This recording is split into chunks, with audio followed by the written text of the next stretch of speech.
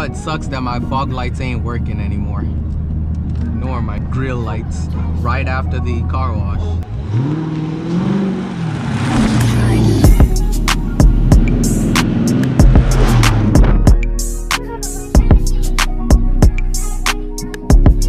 I'm Junior, Joe.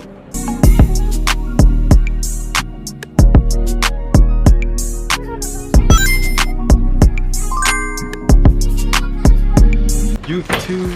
Good morning. Welcome back to another video. We got Husky today. We got the Husky out. Hello, say hi. Say hi.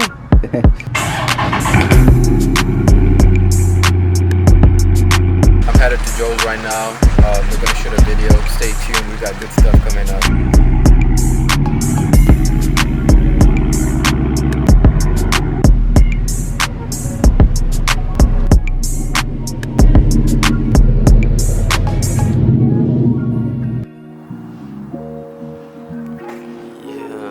Already see what we are facing over here. Headlight. So yeah, people, this is a video of us fixing a messed up RGB. So when you have RGB halo kits, they're dope ass lights. But cool things, you gotta do high maintenance from time to time. I haven't had a problem with these lights in about 2 years. But when you have a problem, you gotta open it up, diagnose it, send them a video. You gotta email them back so that they know how to help you. I think they have lifetime warranty, right? Something like that.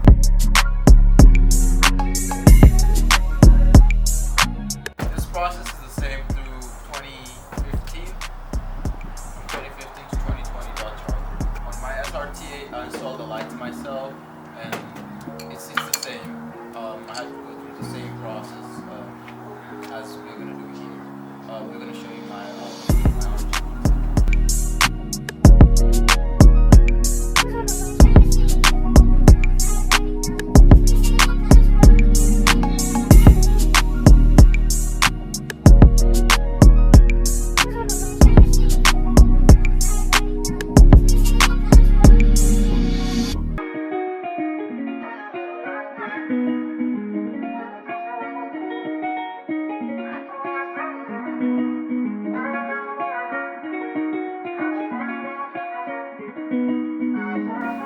fog lights on.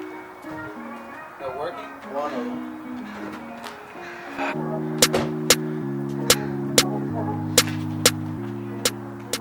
Alright, so we took the bumper out.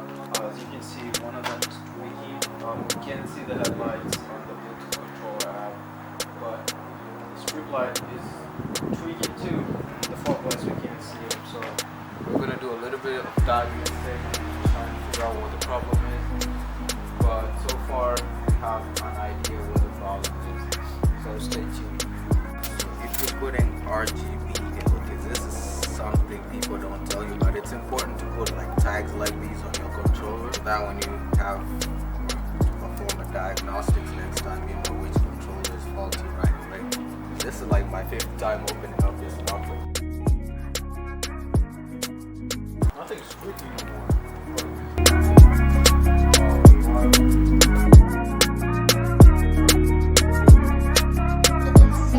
A few moments later. Finally, we figured out the problem. It has a ballast problem. We're gonna email RGB Halo Kits. They're gonna get back to us. Probably send us a new power pack. But for now, at least the headlights are working and the snorkels are working too. We found out that the fog lights are not getting enough power.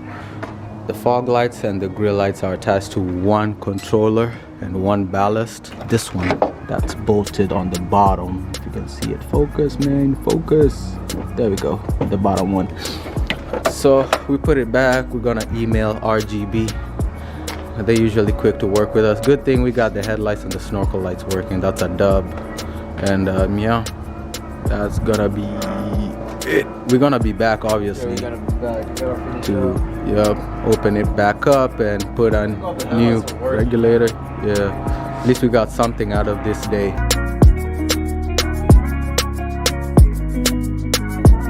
So you gotta take out your front bumper. If you have it previously, there's a connection by the battery box, or you have the connections providing power. Make sure you disconnect them.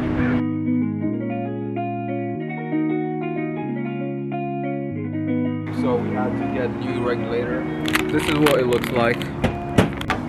So we just hooked up the new controller and the new regulator and plugged in the headlight, and as you can see, it is lighting up.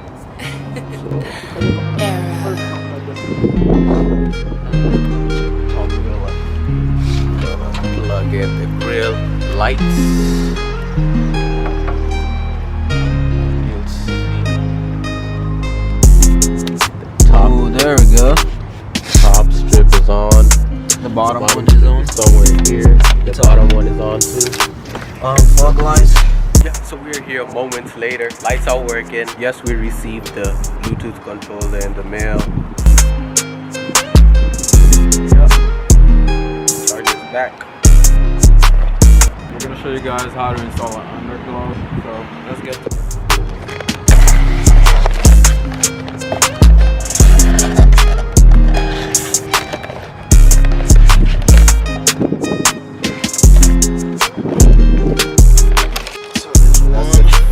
That's the the front. This is the side. 16 inches. Also, it's front side, front side, back side. All right.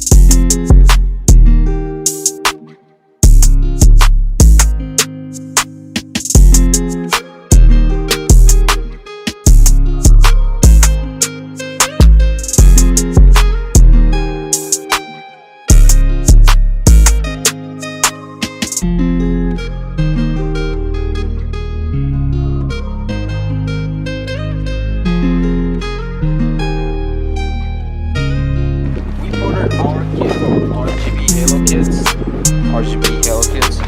So we ordered ours from RGB Halo kits, and each has a number.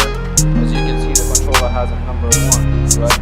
So these two go together, and it has a number 2 for the other side. So number 1, number 3, right? And that goes all the way till here, right? This is a number 2. So number 2 goes with number 2 here from the controller, right? Down here you have number 4, which connects up with number 4. You just have to, it's pretty tight. So it's pretty simple. Plug, push it in, and then tighten it. Make sure you make this tight because you don't want water in here.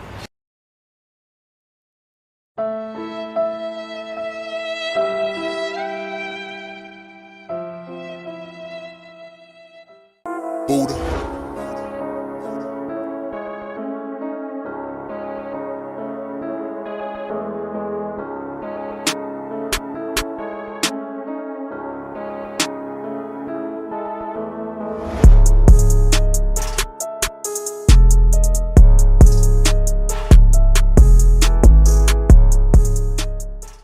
Final done with the Underglow. It took us a while, but we got it managed. So Joe's gonna explain more about the kit. Yeah, finally the Underglow is done. Been had it for about a week now. Test drove it. Before I ordered it, I remember me and him had a discussion whether to order flexible or aluminium. Yo, man, I gotta And say, then- that shit's dope as shit. Fuck with that. Thank you, man. I appreciate it. I just chose flexible, and I think I made the right choice because our cars are low. So I would imagine going over a curb with a low car. The light strip is stiff. it could snap really easy. As for flexible, I think it's better to like maneuver through curves and high areas with a flexible one because it's flexible.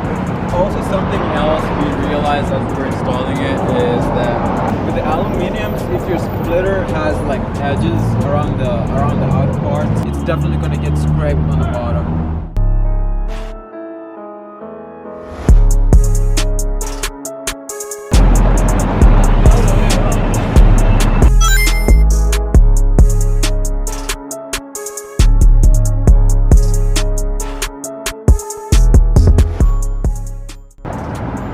We got Auburn PD rolling out.